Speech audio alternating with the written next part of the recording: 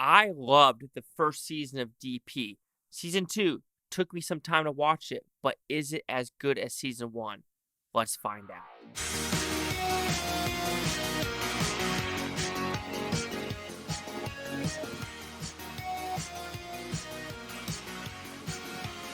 Chase Lee Hockey here with the Blue Futon reviewing DP Season 2. What's about? Pretty simple premise.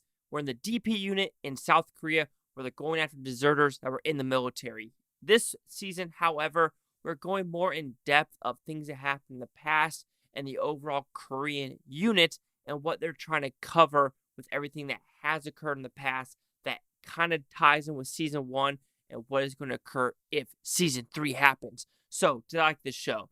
I thought it was another well-crafted series. I think season 1 had more of a punch to it, and this one, I understand they wanted to open up the world with everything that was happening in the past, but there are some things in here, just like the first one, that I just felt like the unbelievability, especially with him getting hit in the face so many goddamn times. There's a fun scene in the train, when I think in episode 5, which is really cool, but it makes me think, who are these characters? Where are they coming from?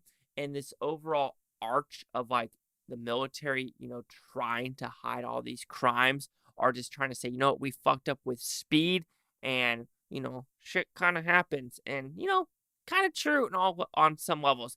But anyway, when we talk about the positives, I do think the stories in this one are very interesting, even though the deserters in season 1 felt a lot more natural and it felt a lot more believable.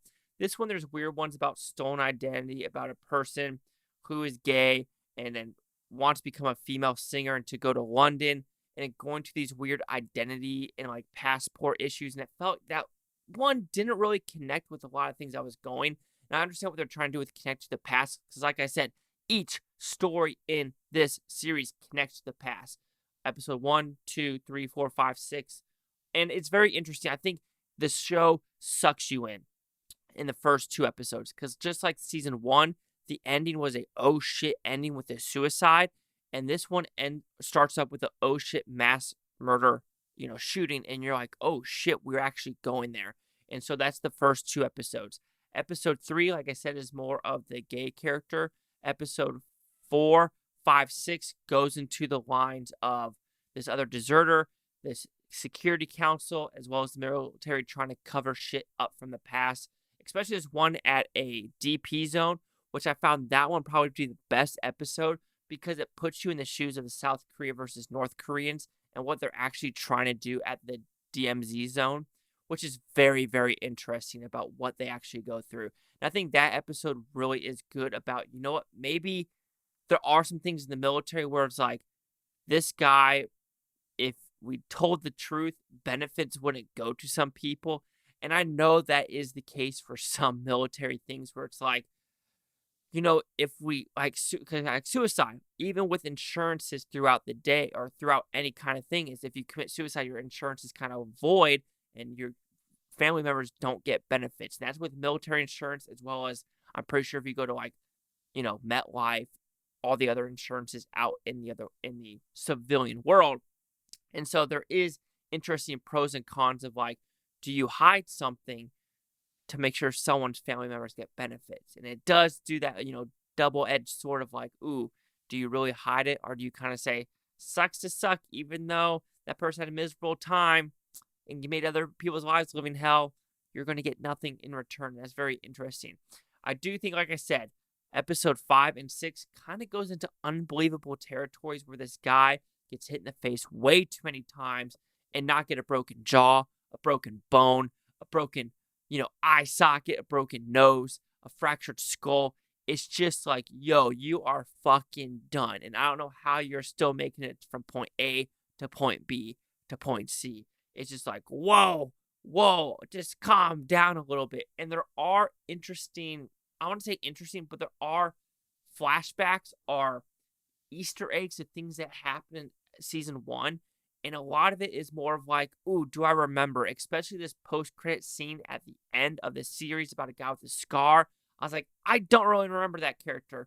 Or there's also one about someone on a bus looking out, and you're like, what does that actually have to correlate with anything going on throughout the whole story? Which I think I know it does, but it's more of like, how are people healing so quick? That's all I'll say at that level. I am interested if they make a season 3 where it is going to go, because either they could correlate with the cases continue on in court, they could go with the sergeant that's in jail, or they can continue on exposing this 301 or 330th Division in South Korea in these DP units, because one of these two characters, one of them still has like a year to serve, and the other one is finally out in the open. So since he's kind of out, will they correlate him to come back into the army? I don't know, but it's a very interesting show overall. But when I look back at season 1 and season 2 of what I remember with season 1, I do enjoy that one a little bit better. Season 2 still has the moments where you think, like, what is actually real? What could actually occur? Especially there's one old man that could totally just like kick people in the face. I'm like, there's no way the South Korean army really just punches people like that. Do they? Do they? But yes, if you like the season 1, I think you're going to like season 2. But me personally, I do think it's a slight downgrade from what I was expecting. And just the overall stories didn't suck me in as well as season 1. But DP season 2 will receive a 4 out of 5 with Futons, which equals at 80%. So see the critics' news scores gave this one. Damn, this is still going strong. Season 1 and season 2 both have 100%.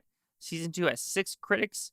Audience score at 87% with fewer than 50. No critic consensus. Like I said, it's a solid show. I highly recommend it. That if you're interested in these kind of Korean dramas. 100, 87, 80. Chase Lock here at the Blue Futon. Like, comment, subscribe. Home no thanks, Bluetonians. You Bluetonians, thanks for watching. Have a great day. Now, I don't care. Watch this today, tomorrow, a week from now, a month from now, a year from now. Every single freaking one of you. Peace and love. Peace and love. And don't desert. That's all I can say, right? Not dessert, like dessert cookie. Don't desert. You get what I'm saying, right? Right?